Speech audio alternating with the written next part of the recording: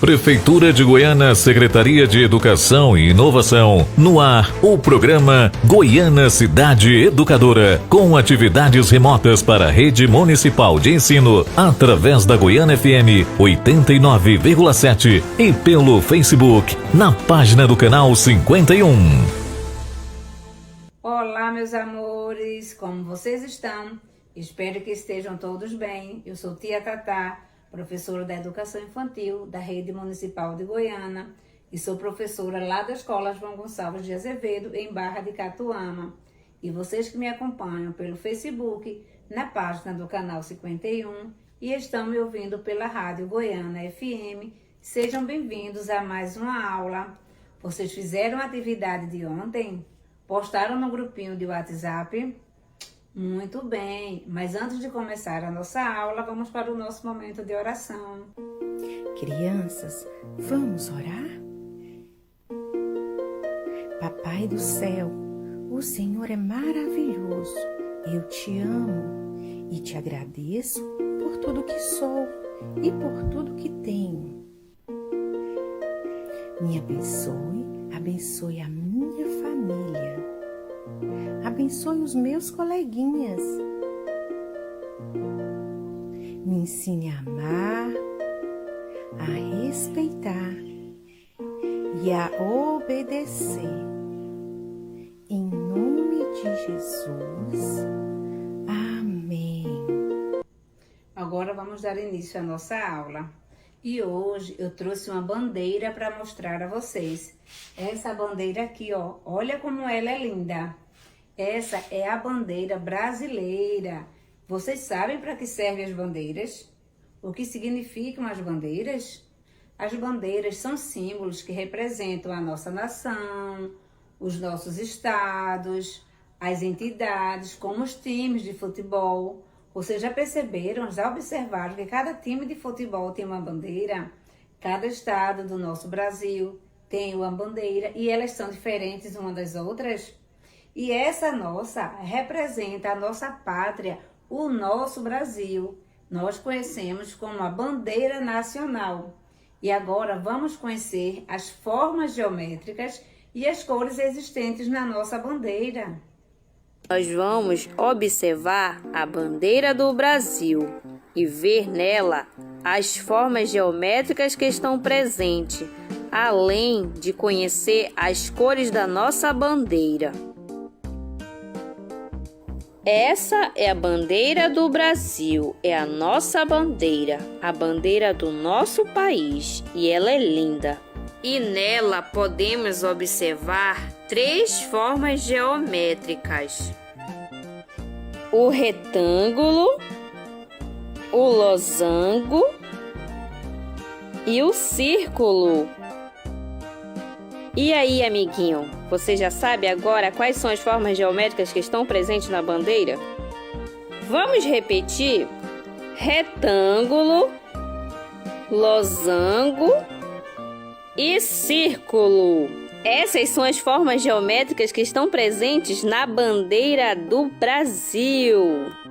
Retângulo, losango e círculo. As cores: o retângulo é verde, o losango amarelo, o círculo é azul e a faixa é branca. Ela atravessa o círculo azul com o lema nacional em letras maiúsculas verdes. E também tem as estrelas que são de cores brancas. Então, essa é a bandeira do Brasil, a nossa bandeira. Viva o Brasil! Agora que vocês já conhecem as formas geométricas e as cores existentes na nossa bandeira, Tia vai falar o significado de cada cor. O verde representa as nossas matas e a nossa floresta amazônica. O amarelo representa as nossas riquezas, o ouro, por exemplo. O azul representa o nosso céu lindo e maravilhoso. O branco traz a paz e nele vem escrito o lema Ordem e Progresso. E as estrelas representam os nossos estados e o Distrito Federal. São 23 estrelas que representam os estados. E ela só pode ser hasteada durante o dia. É sim, elas só podem ser hasteadas à noite se for muito iluminada em respeito à nossa nação. Vocês gostaram de conhecer um pouco sobre a nossa bandeira, o significado das cores? A nossa bandeira é muito linda, não é isso? Mas agora, o que é que tia vai pedir para a nossa atividade? Que vocês procurem na sua casa objetos nas cores da nossa bandeira, verde, amarelo, azul e branco. Pode ser também com as formas geométricas que tem na nossa bandeira. Tire foto ou faça um videozinho e poste lá no grupo de WhatsApp. Mas lembrem das nossas medidas de prevenção do coronavírus, de lavar bem as mãos com água e sabão, fazer o uso do álcool em gel, manter o distanciamento e usar máscara se precisar sair de casa. Beijo.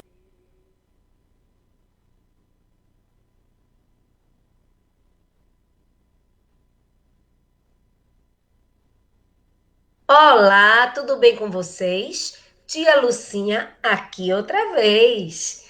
Vamos trabalhar hoje com você, aluno do 2º ano do ensino fundamental da Rede Municipal de Goiânia. Gostaria de cumprimentar os ouvintes da Rádio Goiânia FM e os participantes do Facebook do canal 51, que estão todos aqui nos assistindo, certo? Então, o tema da nossa aula é grafia adequada de letra e o componente é o componente de língua portuguesa. Vamos estudar sobre a grafia adequada? Vamos lá. Tia trouxe uma poesia e o título dessa poesia é Alfabeto Maluco, certo? Essa poesia foi elaborada por alunos de uma determinada turma de um 5º ano. Vocês são 2º, não é? Mas vamos trabalhar com esse alfabeto maluco, tá certo? Então, vamos lá. Alfabeto maluco. A é o Afonso, que gosta de ser sonso. B é a Bárbara, que gosta de saltar a vara. C é o Carlos, que gosta de cavalos. D é o Duarte, que gosta de fazer disparate. E é o Eduardo, que gosta de ser leopardo. F é o Francisco, que gosta de um bom petisco. G é o Gabriel, que gosta de pastel. H é a Helena, que gosta de ser leve como uma pena. I é o Igor, que gosta de ser o melhor. J é o Japão, que gosta de comer pão. L é o Leandro, que gosta de ser malandro. M é a Marta, que gosta de cantar a farta. N é a Nicélia, que gosta de sua avó Célia. O é a Olga, que gosta de ter folga. P é a Palmira, que gosta de uma boa mentira. Q é o Queen, que gosta de lagostim. R é o Rodrigo, que gosta de figo. S é a Suzana, que gosta de banana. T é o Tiago, que gosta de mergulhar no lago. U é a Urbina, que gosta de saltar para a piscina. V é o Vasco, que gosta de partir o frasco. X é o Xavier, que gosta de estar onde quer. Z é o Zé, que gosta do cheiro a chulé. Certo? Então, nesse alfabeto, a gente vê principalmente aí o nome das pessoas. A gente também vê alguns nomes comuns, que são substantivos comuns, como cavalo, piscina, lago, figo, certo? Mas no início aqui dele, a gente tem o alfabeto maiúsculo com o nome das pessoas. A é o Afonso, B é a Bárbara, C é o Carlos, D é o Duarte, E é o Eduardo, F é o Francisco, G é o Gabriel, H é a Helena, I é o Igor, J é o Japão, L é Leandro, M é a Marta, N é a Nicélia. É o João, aliás, J é o João, L é o Leandro, M é a Marta, N é a Nicélia, O é a Olga, P é a Palmira, Q é o Queen, R é o Rodrigo, S é a Suzana, T é o Tiago, U é a Urbina, V é o Vasco, X é o Xavier e Z é o Zé. Ele está dando nome a pessoas, certo? O alfabeto maiúsculo também poderia aqui estar dando nome a lugares. Vou dar uma dica para vocês. Quando a gente associa a letra a um nome, a gente memoriza melhor a letra, tá? Fica aí a diquinha para vocês. Vamos continuar? Tia trouxe aqui o alfabeto maiúsculo e minúsculo, nas 4 formas escritas: maiúsculo de imprensa, maiúsculo cursivo, minúsculo de imprensa, minúsculo cursivo. As letras de imprensa são as letras que a gente encontra em revistas, em jornais, no teclado do computador, do tablet, do telefone. As letras cursivas são conhecidas como letra à mão, certo? Escrita à mão, porque são as letras que nós, na maioria das vezes, escrevemos. E a letra à mão ou cursiva, ela é chamada assim porque elas ficam dando as mãos, ficam bem juntinhas umas das outras, certo? Então, nós temos aqui o A, vamos associar cada letra a um animal, tá certo? Vamos aqui com a letra minúscula. A de abelha, B de baleia, C de cachorro, D de dinossauro, E de elefante, F de foca, G de girafa, H de hipopótamo, I de hiena, J de jacaré, K eu não lembro de um animal, mas lembro de uma fruta, K de kiwi, L de leão, M de macaco, N de... eu lembro de um legume, N de nabo, O de óculos, um objeto, P de pato, Q de queijo, R de rato, S de sapo, T de tatu, U de urso, V de vaca, W de Word do computador, X de chale, Y de, deixa eu ver aqui, Y letra minúscula, Y de, só estou lembrando do de letra maiúscula, Y de Yasmin, de Iago, Z de zebra, certo? Então, a gente quando associa a letrinha a uma palavra, a gente memoriza melhor. Vamos dar continuidade? Para que serve a letra maiúscula? A gente usa a letra maiúscula para quê? As letras maiúsculas, elas são nomes próprios, certo? Elas são substantivos próprios. E o que é isso? Substantivo é a palavra que dá nome. Então, próprio, ele dá nome a quê? A quem? Dá nome a pessoas, a apelidos, a sobrenomes, a lugares, a instituições, a festividades, marcas, começo de frases. Vamos para o exemplo? Temos aí um quadro onde traz Marcos, um nome de pessoa.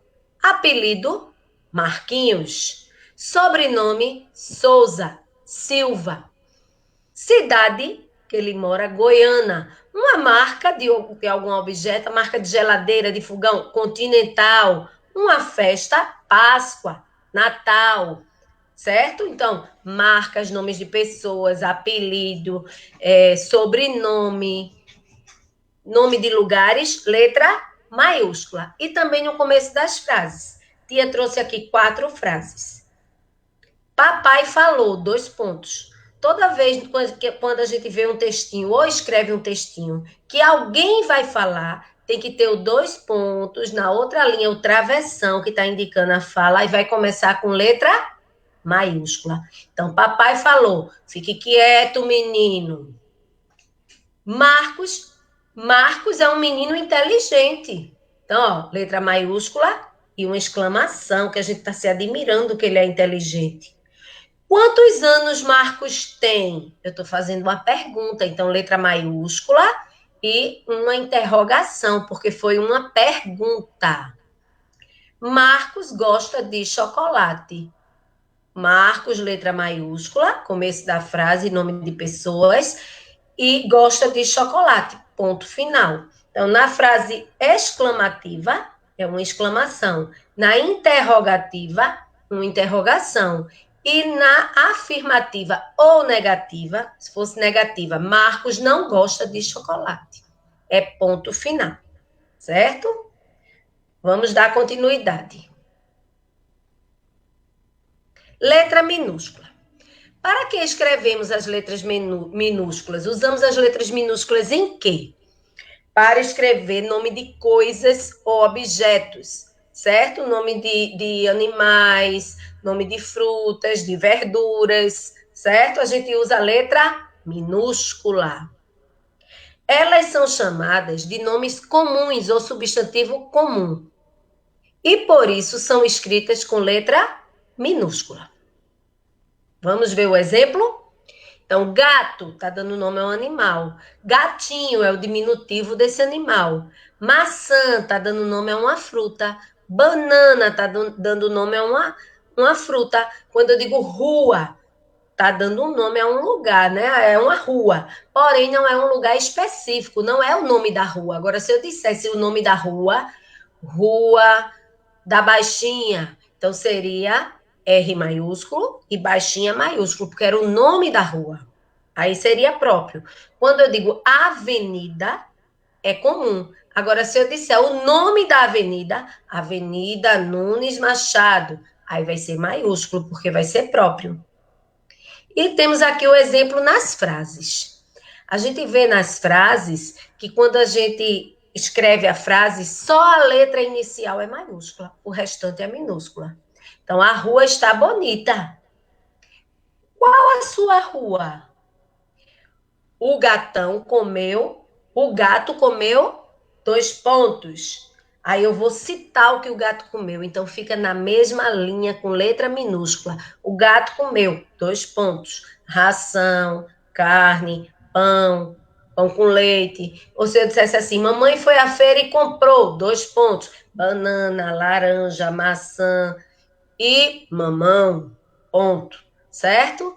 E temos aqui ainda o aumentativo de gato, que é gatão, e o aumentativo de casa, que é casarão. Então, quando a gente dá nome aos seres em comum, é letra minúscula. Aos seres específicos, aí é letra maiúscula. E a segmentação da palavra? O que é segmentar a palavra? Segmentar é separar. Se eu escrever uma frase toda emendada, eu não segmentei, eu não separei. E para quem está lendo, fica difícil de compreender. Então, segmentar as palavras na escrita é um recurso que facilita a leitura, ou seja, quem está lendo vai compreender o texto. O acesso ao significado. Dessa forma, a segmentação de palavras adquire o mesmo valor da pontuação, já que ambas quem? A pontuação e a segmentação são pistas que orientam o leitor a percorrer a escrita. Então, quando eu faço uma frase ou um texto, eu preciso usar a letra maiúscula no começo de cada frase, segmentar as palavras, separar, escrever uma palavra separada da outra e usar a pontuação. Ponto final, exclamação, interrogação, 2 pontos, a pontuação necessária naquela frase, certo? Então, vamos lá. Vamos treinar aqui um pouquinho. Nós temos uma frase misturada. Escola vai para hoje você. Mas temos 2 pistas aí. Vocês se ligaram qual é a pista? Você com letra maiúscula. Então, a primeira palavrinha vai ser você. E hoje termina com interrogação. Então, a última palavrinha é hoje. Então, você vai para a escola hoje, formamos a frase, certo? Vamos ver como é que Paulo e Raquel formaram essa frase.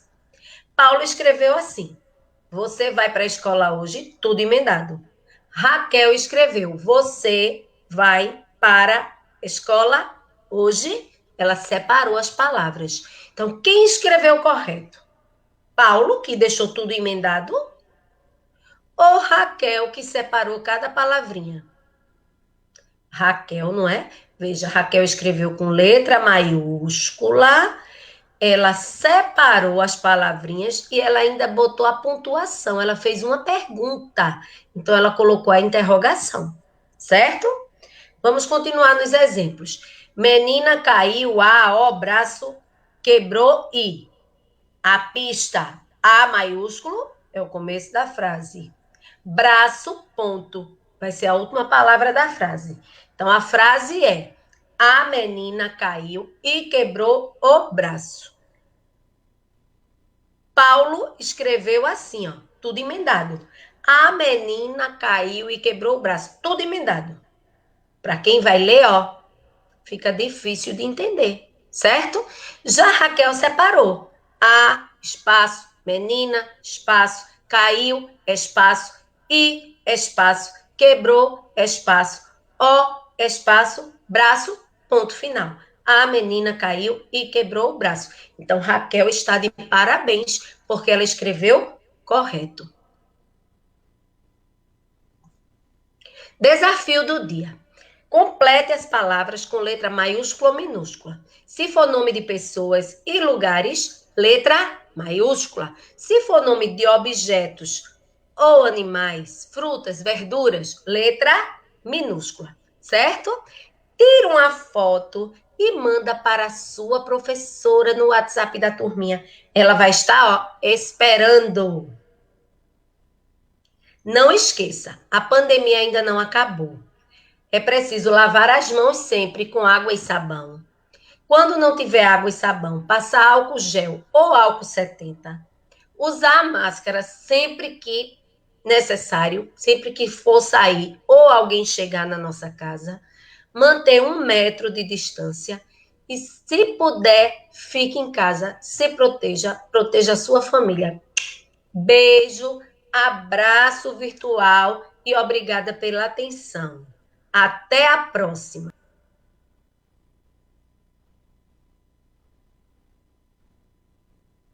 Alô você, querido aluno do 7º ano da Rede Municipal de Ensino de Goiânia. Que satisfação, que alegria estar novamente com vocês. Vocês que nos acompanham também pela Goiânia FM e pelo canal 51 no Facebook. Sejam todos bem-vindos a mais uma aula de História do 7º ano. Eu sou o professor Giorgio Paulo e o tema da nossa aula de hoje é colonização portuguesa na América. E aí, de cara, nessa parte de introdução, eu trago um mapa mundi, aí com as linhas, né, de navegação, contornando a África e uma dela pontilhada, chegando no Brasil e continuando a viagem para as Índias. As caravelas do outro lado, mostrando então como os portugueses chegaram às terras brasileiras, ou hoje Brasil. Beleza? Vamos então caminhar pelo longo da história.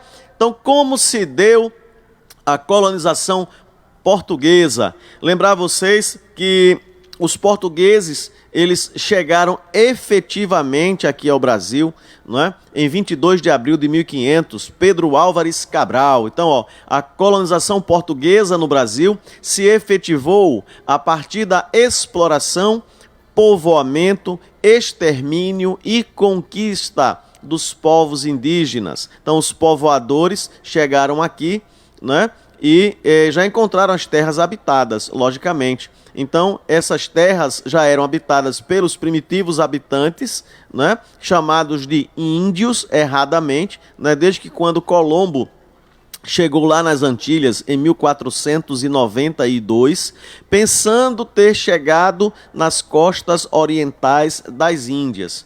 Então, ele, quando encontra os nativos lá, né, na América Central, ele chama de índios, porque pensava que tinha chegado na Índia. E não era, só muito tempo depois é que eles vão perceber que isso aqui era uma terra desconhecida. E aí, já lembrando a vocês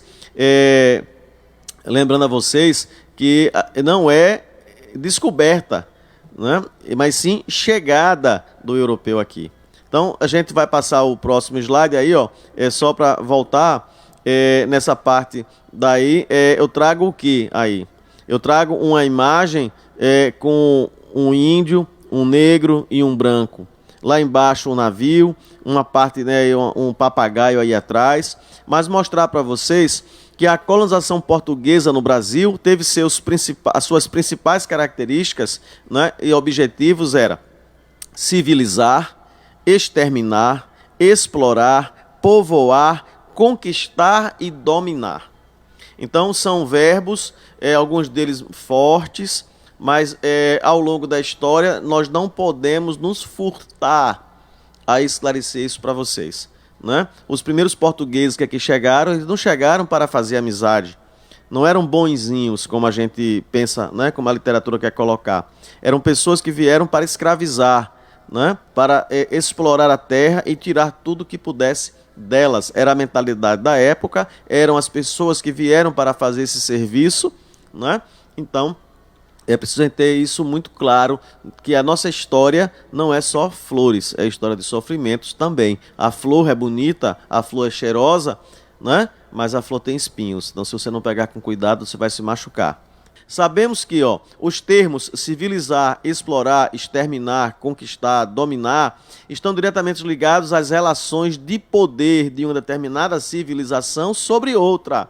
Ou seja, os portugueses submetendo ao domínio e conquista de quem? Dos indígenas. Então já os termos explorar, povoar, remete-se à exploração e povoamento do novo território, chamado de América. E aí, passando para frente, lembrar vocês aí, nesse sentido, que a América só foi chamada assim a partir de 1498. Quando os portugueses chegam em 1500, aí, eles já sabiam que aqui era um novo mundo, não eram as Índias, era uma região que precisava ser explorada para saber o que é que se tinha, né, quem vivia, quem habitava, e o que essas terras poderiam proporcionar de riquezas para a coroa portuguesa. Tá certo? Então a gente tem aí, descoberta ou ocupação. Vamos lá, ver entender o que é que a gente vai entender disso aí. Então, eu trago um texto e trago um mapa para vocês do litoral brasileiro, com algumas gravuras mostrando que a terra era habitada por algumas pessoas, algumas tribos, os tupis, os guaranis, os tamoios, os chavantes, né? Os cariris, os carijós, os tupinambás, são povos indígenas que viviam no litoral brasileiro. E entrando para o sertão tinha outras tribos, né? Outros povos de nações aí parecidas do tupi-guarani, que era o tronco linguístico, né? Comum na maioria dos casos. E algumas tribos viviam perto do litoral, na praia, onde havia uma grande quantidade de quê? De pau-brasil. Por isso que os primeiros 30 anos é chamado de ciclo do pau-brasil. Então, a coroa portuguesa, quando compreendeu ou empreendeu o financiamento das navegações marítimas portuguesas no século XV, tinha como principal objetivo a expansão comercial e a busca de produtos para comercializar na Europa, ou seja, obter lucro.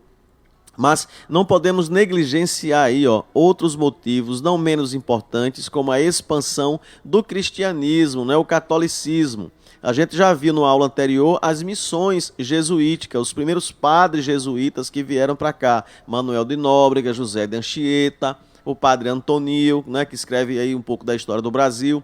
Então, o caráter aventureiro das navegações, as tentativas de superar os perigos do mar, né, perigos reais e imaginários, perigos reais, as grandes ondas, né, os mares de corais, onde os navios podiam bater e a pique, né, afundar.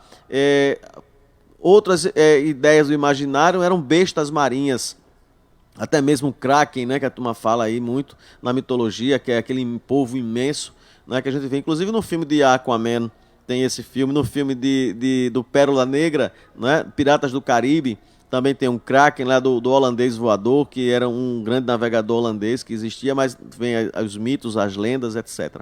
Então vamos lá. Então a expansão territorial portuguesa, além o que a gente chama do além-mar, ou seja, além do mar que eles conheciam, né, o mar tenebroso, o Oceano Atlântico, o mar oceânico, a travessia até chegar aqui o Brasil, então são chamadas de territórios ultramarinos ou além-mar. Próximo slide. Aí eu trago aí a foto não, que não existia foto nessa época ainda, né, professor? A foto é de 1800 e pouco, isso aí é 1500, mas essa pintura, esse quadro, que quadro é? Quem é esse camarada que está aí? Aí, ó. No ano de 1500, os primeiros portugueses chegaram ao chamado Novo Mundo, ou a América, graças a Américo Vespúcio, que era um navegador italiano, e que passou pelo Estreito do Panamá, o Canal do Panamá, né, ali entre a Colômbia, a Venezuela e o Panamá. Eles passaram por ali, então ele percebeu que era um outro continente, não tinha nada a ver com as Índias. Então, quando ele volta para a Espanha, isso em 1498, eu me lembro como se fosse hoje, né? Eu era menino. E aí ele chega na Espanha e diz, ó, o que Colombo descobriu não são as Índias, é um novo mundo, é um mundo diferente. Aí, como Colombo tinha arrumado um problema muito sério com alguns nobres espanhóis, a rainha da Espanha, Isabel de Castela, tinha até retirado ele de governador, né, e almirante das Novas Terras. Ele ficou assim chateado porque deram o nome das terras de América, em homenagem a Américo Vespúcio, né, e não a Colombo, que foi quem realmente chegou aqui desbravando tudo isso aí. Então, Pedro Álvares Cabral, ó, desembarca no litoral do Novo Mundo, do novo território, e logo os primeiros europeus tomaram posse das terras e tiveram os primeiros contatos com os indígenas denominados pelos portugueses de selvagens. E aí tem Pedro Álvares Cabral embaixo, né, um quadro, uma pintura dele, e ele no navio apontando para a terra. Isso é mais ou menos a ideia que se tinha, né, de quando chegou aqui em 1500. Próximo. Então, aqui os primeiros habitantes, os primitivos, né, habitantes do Brasil, os indígenas. Então, o contato inicial e como eles viviam, né, em gravuras feitas por pessoas que ou fizeram na época ou deixaram relato, e aí alguns artistas depois reproduziram um relato em tela. Então, alguns historiadores, ó, chamaram o primeiro contato entre portugueses e indígenas de encontro de culturas. Mas percebemos com o início do processo da colonização portuguesa um desencontro de verdade nas culturas. Por quê? Porque o índio tinha sua cultura e o português, o branco, chega impondo a sua cultura ao indígena, como se a cultura do índio não valesse de nada. Então, ó, começando então com o extermínio, a guerra, o aprisionamento, a briga, né, tanto por meio dos conflitos entre portugueses quanto pelas doenças, né, trazidas pelos europeus, como a gripe e sífilis, que eram doenças que o índio não tinha. E aí uma das consequências danosas para os primitivos habitantes do Brasil foi algumas doenças que o branco trouxe para cá, principalmente aí depois do segundo governador Tomé de Souza, Duarte da Costa e Mendes Sá. Duarte da Costa recebeu da coroa portuguesa a missão de povoar o Brasil. Mas quem queria vir para o Brasil? Então, o que é que o rei de Portugal fez? Vai para as prisões, pode pegar todo mundo que é condenado à morte ou à prisão perpétua e leva para o Brasil, para trabalhar no Brasil. Né? Também uma forma de limpar, que eles diziam que casos de prostituição, né, era uma coisa do cão, do inferno. Aí fecha todas as casas de prostituição, os bares que tinha nas periferias de Portugal, e onde Portugal tinha colônia, principalmente na África, e manda tudo isso para o Brasil.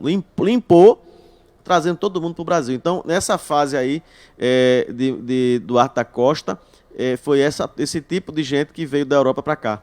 Né? E hoje, lógico que algumas pessoas vivem nessa vida por necessidade, né? Mas foi uma situação complicada, né? Mas foi o que se tinha. E vieram para cá, então, essas pessoas, e foi difícil. Difícil mesmo para Mendes Sá, que chegou depois. Eu digo, imagina você chegar numa festa, num parque de diversão, pegar o microfone e dizer, olha, a partir de agora não vai ter mais festa, todo mundo para casa, fecha tudo. Imagina a confusão que deu, né? Mas vamos lá. Para frente, próximo slide. Entre 1500 e 1530, o que é que acontece, professor? Período do pau-brasil, ciclo do pau-brasil. Então, os portugueses efetivaram poucos empreendimentos no novo território conquistado. Algumas expedições chegaram, como a de 1501, por Gaspar de Lemos, e a expedição de Gonçalo Coelho, em 1503. As principais realizações dessas expedições foram nomear algumas localidades no litoral, confirmar a existência do pau-brasil e construir algumas feitorias. E o que são feitorias? Feitorias são armazéns fortificados que eram utilizados para proteger o branco que estava aqui, né, de feras, de animais e outros índios, e guardar a madeira até que essa madeira fosse levada para Portugal. Então tem aí os índios trabalhando, ó, cortando a madeira, carregando para os navios, um mapa de onde existia o pau-brasil em abundância, e na figura de baixo eu trago para você o pau-brasil, que bota uma flor amarelinha, bonita, cheirosa, até parece jasmim o cheiro, né, quando ela está florando. Mas a madeira, a casca, serve para tingir tecido, né, tirar uma tinta vermelha. Beleza? Por isso que era tão caro na época. Próximo slide. Eu trago aí agora para vocês um mapa das capitanias hereditárias. Falei que as feitorias eram armazéns fortificados ou fortes que serviam de armazéns. Então o que é que o rei de Portugal vai fazer? Quem era o rei? Dom Manuel I de Portugal, né? E o ano foi 1516. Então o rei de Portugal, ele envia navios ao novo território para efetivar o povoamento e a exploração. Instalaram-se aí em Porto Seguro, né, hoje na Bahia, mas rapidamente foram expulsos pelos indígenas. Até o ano de 1530, a ocupação portuguesa ainda era bastante tímida e somente no ano de 1531, o monarca português Dom João III enviou Martim Afonso de Souza ao Brasil, nomeado capitão-mor da esquadra e das terras coloniais, visando o quê, professor? Ele queria efetivar a exploração mineral e vegetal na região e distribuiu as chamadas sesmarias, lotes de terras. Então ele pegou aí o Brasil pela linha do Tratado de Tordesilhas, que é essa linha aí, ó, vertical que você vê, cortando o Brasil de cima a baixo, do norte ao sul. E depois, em linhas paralelas à linha do Equador, ele vai dividir aí em 16 lotes chamadas de capitanias hereditárias, cujas mais importantes foram Pernambuco e São Vicente. Pernambuco é o nosso estado, um pouquinho maior, né, porque Alagoas e Sergipe pertencia a Pernambuco até 1816. Então, Dom João VI, em 1817, depois da Revolução Pernambucana, né, ele o que é que faz? Ele, para punir Pernambuco, ele tira do território de Pernambuco o estado de Alagoas e o estado de Sergipe. Vê mesmo. Então, foi criado 2 estados a partir do território de Pernambuco. Isso por conta da Revolução Pernambucana de 1817. Então, isso é de 1818, mais ou menos, esse decreto real.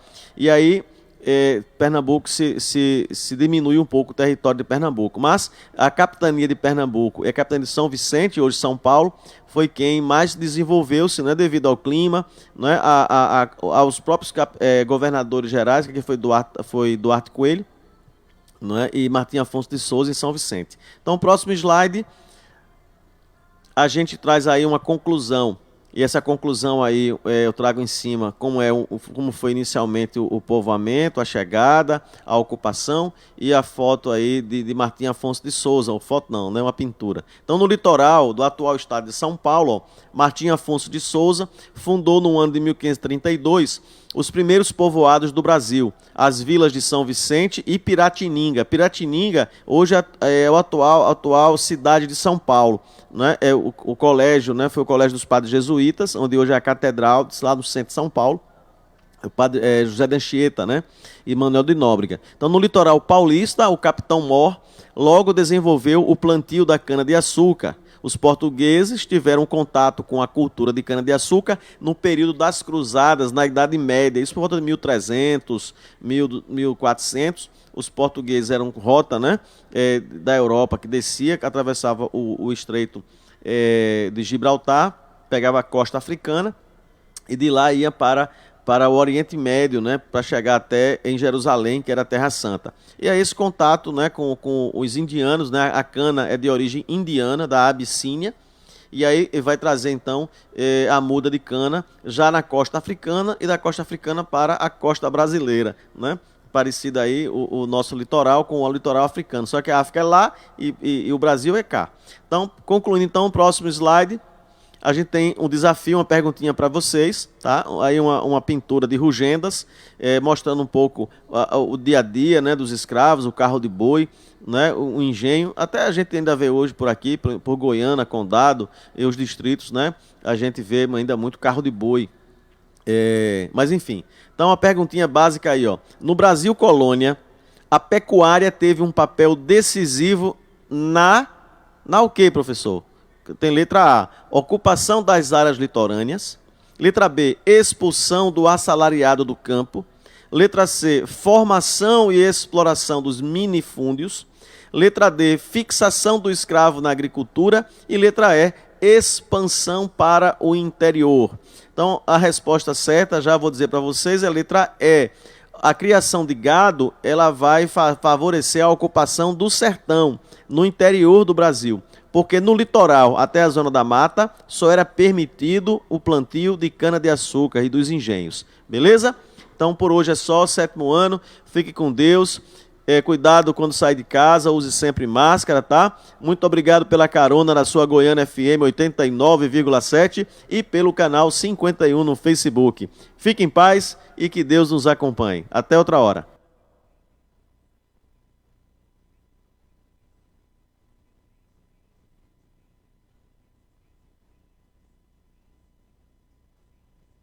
Sétimo ano da Rede Municipal de Goiânia.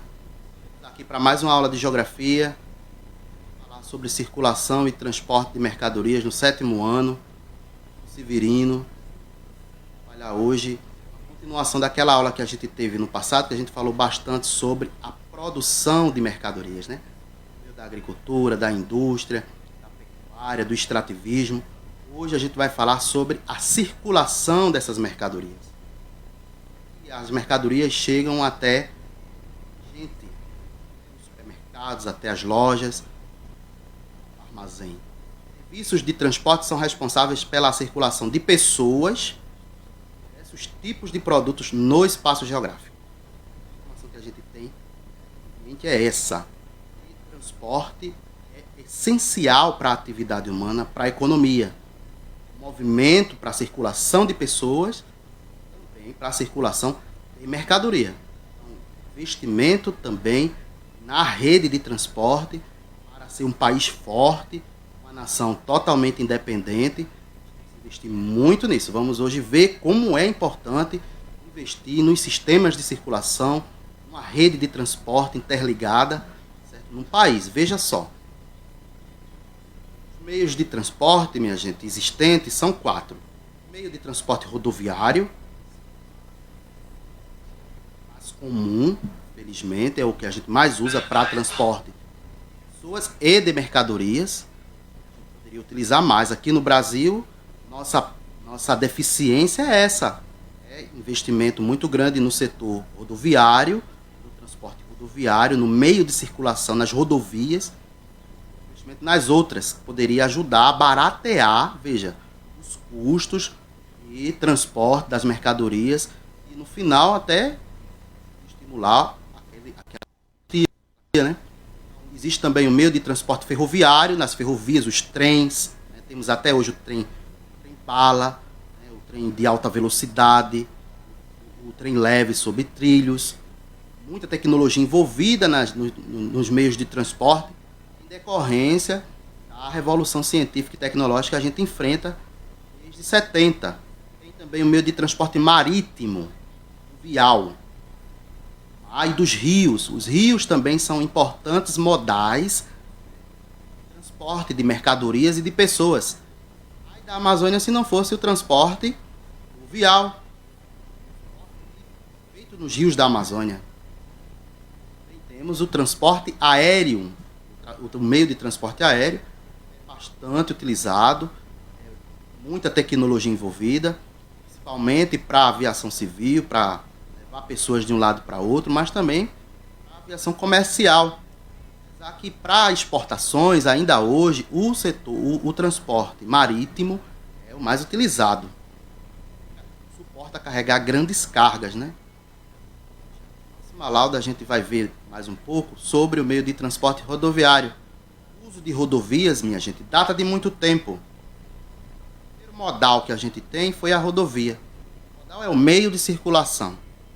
São frutos do aprimoramento das trilhas abertas pelos povos antigos. As rodovias que a gente tem aqui, a BR-101. As rodovias estaduais que nós temos aqui. Temos a BR, que é uma rodovia federal, a BR-101. Aí é um exemplo, são as mais utilizadas aqui pela gente para transporte de mercadorias, para transporte de pessoas. Aqui não tem mais trens, praticamente aqui, não existe mais isso. Bom, né? Vamos falar mais disso lá na frente. Veja. O meio de transporte rodoviário, a propulsão humana, a força animal, né? A força humana, carroça, por exemplo, é um meio de transporte que antecede o advento dos veículos a carvão. Movida por tração humana ou animal, a carroça era o meio de transporte mais utilizado para os deslocamentos de carga de um lugar para o outro. E o primeiro meio, a força humana, o animal, né? Até a bicicleta também é um meio de transporte interessante, muito utilizada nos países desenvolvidos, nas cidades ricas, para diminuir, por exemplo, a poluição. A população também, além da saúde, né, está utilizando muitas bicicletas nas grandes cidades. A Europa, por exemplo, Paris, né, as cidades lá, Madrid, o povo usa muito bicicleta para se locomover, porque também tem ciclovias, né, tem toda uma infraestrutura. Meios de transporte, não basta ter o meio, é preciso ter também o meio de circulação. É preciso ter infraestrutura para que circule bem. Observar as rodovias, tem que fazer os trilhos, tudo isso. Sobre o transporte rodoviário. No início, o transporte rodoviário funcionou basicamente como complemento do transporte ferroviário. Complemento, ferroviário, e o transporte rodoviário vinha em seguida. Entretanto, com o decorrer do tempo, tornou-se concorrente das ferrovias. Acabou desaparecendo em muitos lugares. Aqui no Brasil, as ferrovias se tornaram deficitárias, elas foram desativadas. Infelizmente, aqui na década de 30, no final do século XIX, início do século XX, nós estávamos produzindo, construindo muitas ferrovias. É um meio de transporte muito bom, que dura muito, né? A gente vai falar sobre isso mais adiante. Aí vieram as multinacionais, as transnacionais de automóveis. General Motors, né? A Chevrolet, Ford, né? Essas empresas que montam carro vieram para o Brasil vender carro e não trem. Aí fizeram lobby, defenderam esse projeto de rodovias e investiram em rodovias no Brasil, esqueceram de investir em ferrovias. É por essa razão, inclusive, que a gente, quando tem greve de caminhoneiro, a gente é prejudicado, porque não tem outro modal bem desenvolvido que traga mercadorias para todas as regiões. Os Estados Unidos ficou integrado por conta bastante sua economia por conta da integração da nação por meio de rodovias e de ferrovias, que liga de um lado a outro o país. De transporte ferroviário, primeiro foi com o motor a vapor. O trem foi o principal meio de transporte do século XIX. Da Revolução Industrial, primeira Revolução Industrial, o trem era quem levava o carvão de um lugar para o outro, levava matérias-primas, os recursos, as mercadorias de um lugar para o outro dentro da Europa. Sofrido grande expansão mundial entre a segunda metade do século XIX e a primeira metade do século XX. Expandiu-se muitas ferrovias, principalmente na Europa e na América do Norte. Por isso que essas regiões são ricas. Bem, né, minha gente? Somando isso, elas fizeram sistemas de transporte interligados, integraram sua nação, seu território imenso. A Rússia, por exemplo, o maior território do mundo, 17 milhões de quilômetros quadrados, o dobro do território do Brasil. Uma extensão longitudinal enorme, cruza 2 continentes, a Rússia europeia e a Rússia asiática. Tem a Transiberiana, cruza o território praticamente todo do continente. Então é um elemento de integração, as ferrovias, as rodovias, os meios de circulação. Grande número de ferrovias foi construído na Europa, ligando áreas portuárias ao interior, como as capitais, as diversas regiões, promovendo a integração nacional, estimulando o comércio, facilitando a circulação de pessoas e mercadorias. Muito importante a construção de ferrovias, a integração de uma nação. A gente no Brasil está perdendo tempo. Temos que expandir as ferrovias para deixar de depender do setor rodoviário. É muito custoso. As rodovias precisam o tempo todo de consertos e mão de obra para poder estar consertando, reparando. As ferrovias, pelo contrário, as ferrovias não dão esse trabalho todo. Funcionam em trilhos que duram muito, não precisa de tanta conservação. Então é um meio de transporte barato, carrega muita mercadoria, mais do que um caminhão. Então a gente está perdendo tempo mesmo. Temos que dar essa lógica e investir mais nessas ferrovias. Elas ajudam a integrar regiões distantes com relevos acidentados. As ferrovias cruzam montes, serras, né, falhas, rios. Veja como é. E com muito menos custo de construção e de manutenção do que as rodovias.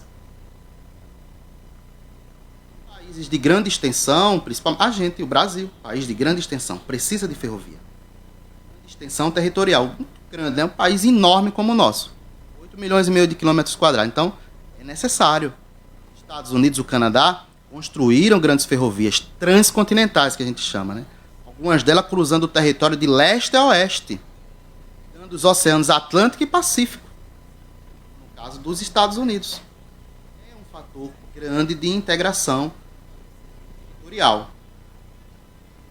Uma posse do que é seu, de dominar o seu território, inclusive. A União Soviética, a antiga União Soviética, que não existe mais, né? Hoje é a Rússia e outros países ali do leste europeu, foi construída a Transiberiana, maior ferrovia do mundo, ligando Moscou a Vladivostok, litoral do Pacífico. Veja, maior ferrovia do mundo, construída na antiga União Soviética, lá no leste da Europa, na Rússia, com que houvesse integração territorial, né? A Transiberiana integrou 15 repúblicas, uma identidade política ali, econômica dentro da Europa. O transporte ferroviário mundial apresentou grande expansão nos últimos 150 anos, passando de 8 mil quilômetros para 1840, em 1840 para 1.245.000 quilômetros em 88, ou seja, cresceu bastante.